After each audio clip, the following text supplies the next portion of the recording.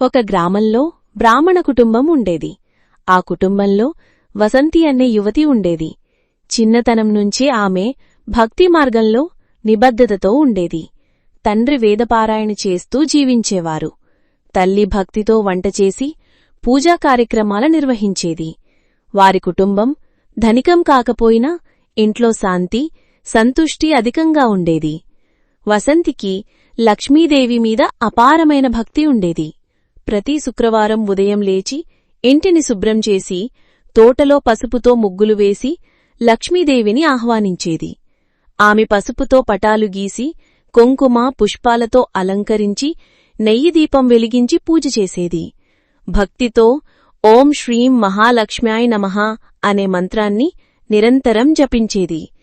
వసంతి గ్రామానికి అద్దంగా ఉన్న పీపల చెట్టు దగ్గరకు ప్రతిరోజూ వెళ్లి పూజ చేసేది.